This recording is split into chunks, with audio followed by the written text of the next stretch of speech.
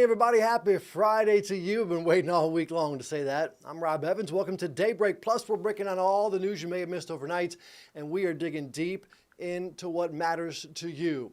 Now, we begin with an update on the deadly 2018 apartment fire in San Marcos. 5 people were killed in that fire. These are the 5 people who lost their lives that day. Several others were badly hurt, and this morning charges are dropped against the man accused of starting that fire. Take a look at Jacoby Ferguson. That's him right there. This week, a Hays County grand jury did not indict him, saying there was not enough evidence. Some of those hurt in the fire talked to KVUE's Isabella Basco.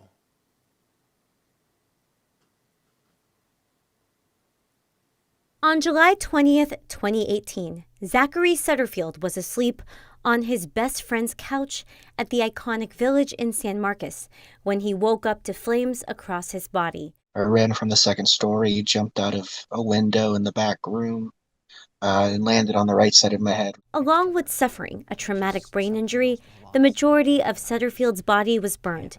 The course of his life changed forever. Learning how to walk again, feed myself, bathe independently, just driving independently, everything had to be relearned. The fire killed 5 people: Haley Frizzell, Drew Estes, David Ortiz, James Miranda, and Belinda Moats. Authorities spent 5 years investigating the fire before they determined it was arson and spread rapidly due to an accelerant. Investigators determined the fire started on a mattress and connected Jacoby Ferguson to it, though he denied any knowledge of the mattress. I think there was never going to be a right answer, but to find out that it was something as idiotic, frivolous. Now that a Hays County jury has declined to indict Ferguson, saying there is not enough evidence, Sutterfield is feeling everything from anger to sadness. We're back to square one as far as the investigation goes. KVUE News reached out to Ferguson's attorney, who sent us a statement which says in part, grateful that the grand jury took the time to carefully review the facts of the case. For Cheryl Estes, who lost her son Drew, she's holding on to hope when it comes to finding answers. It's been almost 7 years. And I really want some closure. Hays County Criminal District Attorney Kelly Higgins says his office will continue to work with law enforcement to pursue the investigation. It is now 7:03 and taking a live look at the UT Austin campus, where demonstrators held a rally Thursday on the South Lawn in support of Palestine and free speech rights on campus. Student groups demanding UT stop what they call repression of student speech. They also called on the university to divest from weapons manufacturers they say are linked to Israeli military operations.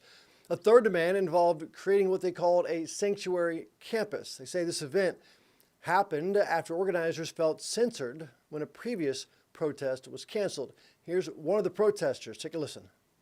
This university has tried to muzzle our resistance.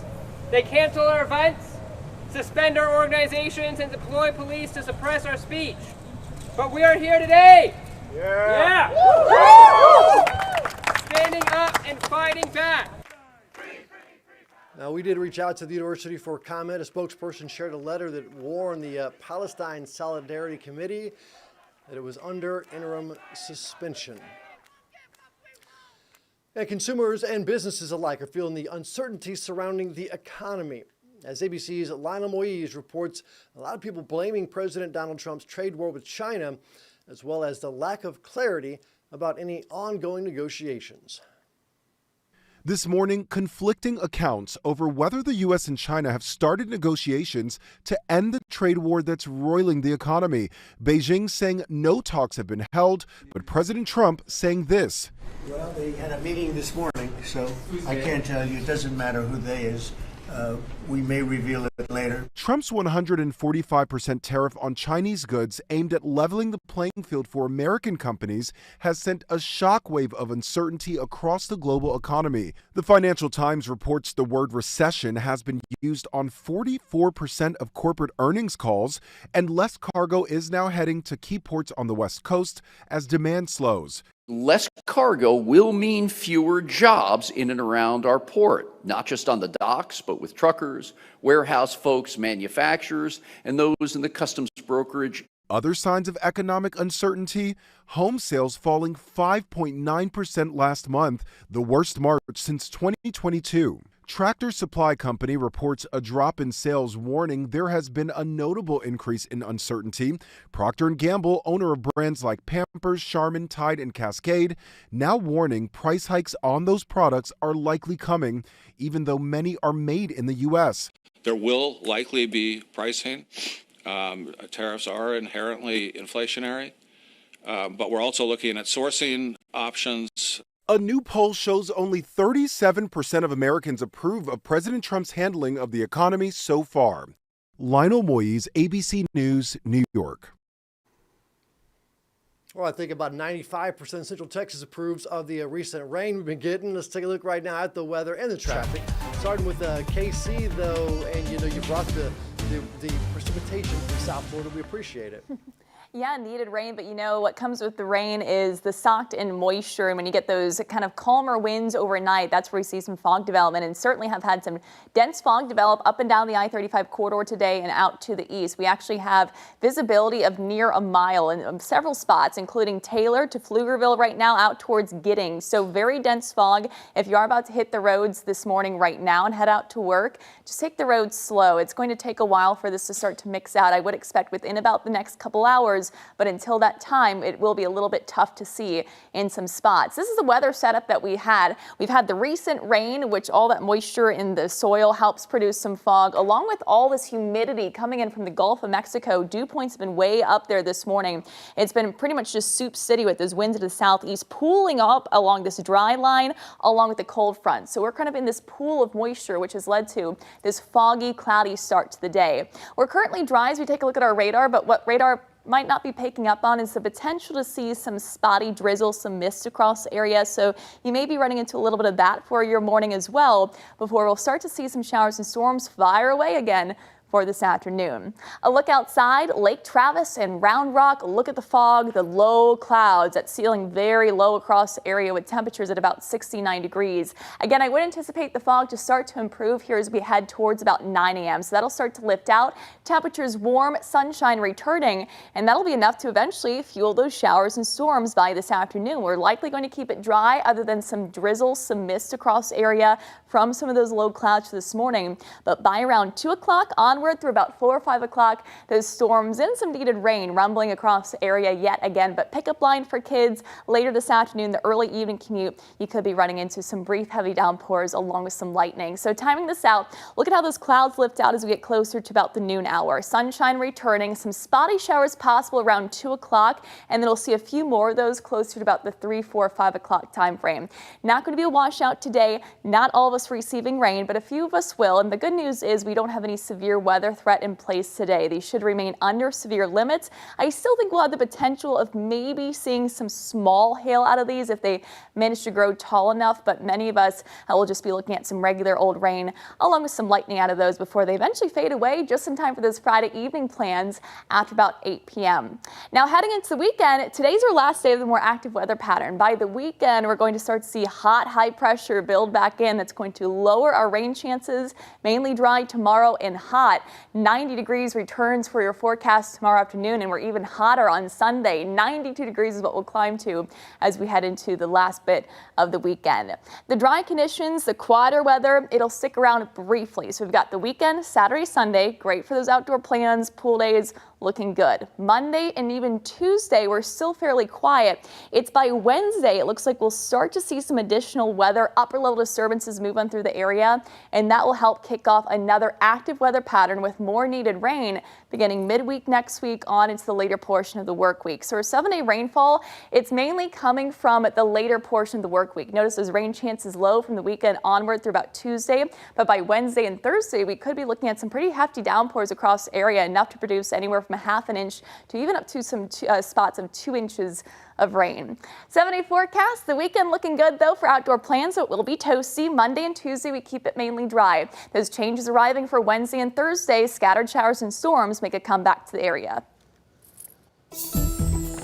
Thanks so much, Casey. I got to be honest with you, we got a lot going on out there. When I saw that thick fog moving in, I had a gut feeling it was going to be a doozy of a commute. And if you were just waking up, got some notes to share with you. So right now, there is a deadly crash working in the 183 southbound lanes approaching the Arboretum area. And this is still a full closure. So all of those southbound lanes on 183 still closed, and people are just squeezing by. Jordan, one of our meteorologists, just came in. He said he was able to get by on that frontage road. My dad was stuck out there as well. He was able to just get out of that. So that's a little bit promising that people aren't completely stuck for several hours. But I mean, it's still a tough one depending where you are. So you can kind of see this is once again kind of where it starts to merge into that Loop 360 area heading southbound approaching the Arboretum. And given the fact that it is deadly and it's also involving a pedestrian is what APD has been able to tell us. And we're working to get some more details on the circumstances of that. But once again, so here's where we're talking about that Arboretum area and then that full closure all the way back. And like I said, if this keeps going, I could see those backups creeping all the way up to Lakeline Mall potentially. So taking a look here, once again, anytime it is deadly like that, those crews are going to be out there investigating for several hours is what I'm anticipating, which isn't the best news to hear. But unfortunately, this is what we're working with so far this morning. So really, if you're coming in from Jollyville, Cedar Park, Leander, I just highly recommend avoiding this stretch of 183, which I know is easier said than done, but you can hop on 620 up here. You can get on SH 45 if you want and kind of work your way over. Mopac is seeing some slowdowns, but definitely this is a pretty significant crash. So really going to impact that travel as we are heading out the door. And really, that's not the only slowdown. It looks like it's a little bit better in South Austin, but we had a crash working there at Slaughter. And so I'll leave you with another live look at those conditions and really how that fog is not helping that. It's pretty thick out there. And once again, it looks like we have a little more movement on Breaker. But once again, I'm anticipating a slow moving morning for that area today out heading into the Arboretum. All right, thank you very much. Appreciate the heads up. Well, Texas, of course, keeps growing, and its water supply, quite frankly, is not keeping up. Outdated systems only add to the challenge, right? And nobody knows it better than rural communities throughout Central Texas where aging infrastructure can leave people literally without water. The KVUE defenders continue tracking our state's water supply and infrastructure challenges, and whether a $1 billion state water fund that was approved back in 2023 has helped. Here's Jenny Lee. The pipe busted. Busted pipes are nothing new for Michelle Metcalf. Well, right here to begin with, down here. Evidence of the repair remains, but the water line break in March left Michelle and her Somerville neighbors without water for hours. We have 100 lots, and right now there's 79 people that's got water. Somerville is a small Travis County community near Oak Hill, off US 290 and RM 1826, a neighborhood where pipes break more often than they should. Oh my goodness, we had quite a bit leaks. Michelle remembers at least 7 in 2024, a few more in 2023, the same year her father told the KVUE defenders. I'd say last year we've had 15 or 20. 79-year-old Warren Lockhart is the president of the High Valley Water Supply Corporation, the water provider for Somerville. His daughter works for the nonprofit water company as well. Both say its infrastructure is so old, Warren has to keep dozens of replacement parts on hand. Repairs are frequent with a water system that's been around since the 1970s, and it's falling apart. It's just the old pipes are just, slowly cracking. Aging water systems are a huge problem across Texas. They cause tremendous water loss and trigger boil water notices. The most recent state data shows Austin lost a little more than 7 billion gallons of water in 2023. That's enough drinking water to fill up Lake Austin, which holds around 7 billion gallons. Larger cities lost more. But that same year, SB 28 is my #1 priority for the session. State lawmakers passed Senate Bill 28 and Senate Joint Resolution 75. Together, the bills set aside $1 billion, in part to repair aging water systems like the one in Somerville. Howdy. How you doing? Travis County Commissioner Ann Howard helped the father-daughter duo apply for the Texas Water Fund. And even though Travis County's not in the business of water supply, Commissioner Howard got the county to approve $5,000 to help High Valley Water apply for state funding to upgrade its water system. She first visited Somerville after a fire in May of 2022 and made a surprising discovery. And the neighbors were telling me we don't have fire hydrants. And so, then you ask, well, why not? It turns out the water pipes in Somerville are too small to support fire hydrants. Money from the $1 billion Texas Water Fund would replace all the smaller old pipes with larger new ones, so the Somerville community can connect to Austin Water and finally get fire hydrants. And I've now learned of other neighborhoods in the county that also might qualify as low income, and they should be following suit and making applications. That application now in the hands of the Texas Water Development Board, the agency in charge of administering that $1 billion. Brian McMath, I'm the executive administrator at the Texas Water Development Board, says so far they've committed nearly $89 million for water loss projects in communities with fewer than 10,000 people. A breakdown of the Texas Water Fund shows a total of $195 million earmarked for water projects in small rural communities. The rest for projects in larger communities, public awareness, and new water supplies. And that fund is about to get more money. The one thing that is lacking to have implemented that water plan to get it to where it needed to be today is funding. In early April, the Texas Senate advanced Senate Bill 7, which would add a one-time $2.5 billion to the Texas Water Fund. And Senate Joint Resolution 66 and House Joint Resolution 7 would add a permanent revenue stream of $1 billion. the fact that state leadership and the legislature is considering these type of generational investments in the water fund to help communities throughout the state for all of these various needs is remarkable. Still, McMath and other water experts say it will take at least $154 billion over the next few decades to address long-term water infrastructure issues. Critical because by 2070, the state population is expected to increase by more than 70% to 51.5 million people, from 29.7 million in 2020, according to the Texas Water Development Board. Oh, yeah. Be great if we did. Meantime, Warren and his daughter wait for state approval. We're hoping to get enough money to cover all the pipes. So they can finally replace 800 feet of piping. Then we'll be able to do away with these water tanks back here. But the wait can take between a year and a year and a half, leaving Warren wondering how many more leaks he'll have to fix. It could be 20 and it could be 0. For the KVUE Defenders, So we'll just have to wait and see. I'm Jenny Lee.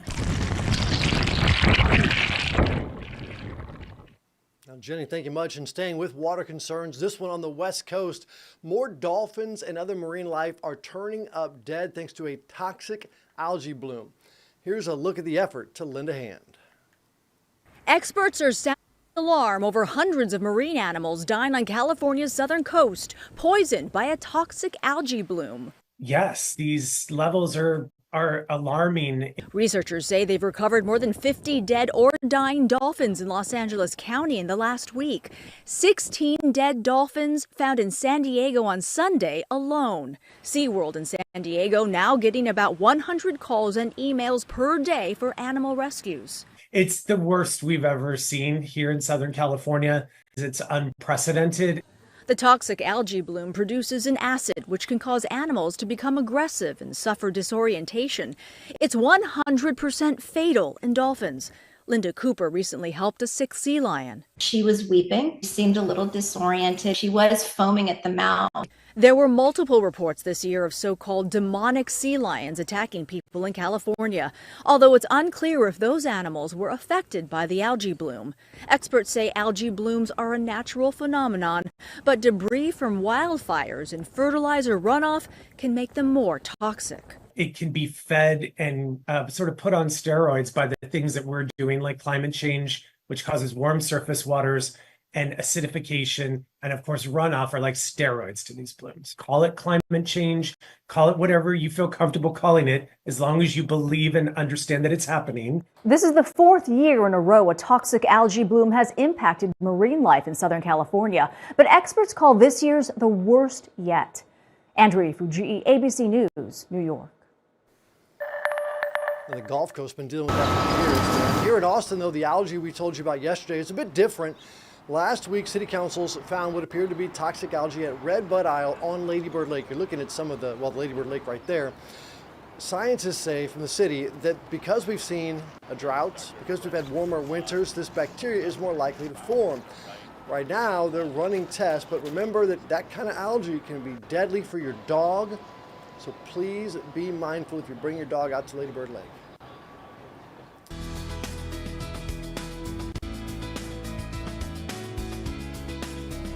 You know, every week on KVUE Hannah Rucker, it features a different child in Texas foster care in the hopes of helping them find a forever family, right? This week, we learned that fresh air can do a whole lot of good to boost somebody's spirit. Meet Brian. This is fun. It's a spring morning at Miller Lake Park in Austin, Texas. And Brian, a fourth grader in Texas foster care, is happiest riding his bicycle. And I beat her. He explained why he's grown to love riding bicycles so much. I just want to ride. It's because I could see new stuff. It's because I feel like calm. When you're riding? Yeah, I feel calm. He loves feeling that wind on his face. He is such a sweet boy, and he's really hopeful he can be adopted soon. What would make Brian happy? Like, what can we do to try to help you be happy? I don't know. Have a family. I've been in like foster care for too long, and then yeah, I don't want to go to any other places. You want to stay in one place? He said a family with other children would be an added bonus so that he can have built-in friends. It's because I could like be family with them. I could like play with them every day, and I could like go out with them. We could go to the park. We could do Hot Wheels. We could do video games and stuff. All kinds of stuff. Brian's favorite food, by the way, is spaghetti. He likes Pokemon. He likes to be outside, as you saw there. He enjoys doing crafts with other kids in his group home. And he's been learning how to make bracelets as well. To learn more about Brian, maybe even adopt him, look for the story on our website, kvue.com/foreverfamilies. Well, this weekend, the University of Texas is celebrating fans of the football team. Tomorrow, not the spring game anymore. Nope, it's the UT Football Fan Day. It's replacing the spring orange-white game. There'll be UT merchandise for sale, a street festival, on-field experience, which is cool. I mean, how often do you get it on-field at DKR, right? One of the biggest stadiums in the world. And an opportunity to get autographs from players. Pretty neat. Get on out there again. On-field is from 10 until 2. The autographs are at 12:15. Going to be a great weekend for it. That is exciting. I will leave you this morning with something to talk about. Tomorrow at Pease Park, it's time to embrace your inner Austin weird. Austin is celebrating Eeyore's 60th birthday Saturday. Expect wild costumes, drum circles, all kinds of games, live music, all to support local nonprofits. It is a truly Keep Austin Weird tradition in Pease Park, open to all ages with free shuttles as well. That's what you can kind of expect to see out there. Eeyore and just dressed to impress. Show off your inner weird. This is your pass. All right, that's it for Daybreak Plus. Let us know what you would like us to talk about. Message us at 512-459-9442. You have to text it. Calling doesn't work, but again, that's the number, 512-459-9442. You can also message me on social media at Rob Evans TV on Instagram, on Facebook, on X. And stick around because Daybreak continues right here on KVUE Plus. Goodbye, everybody.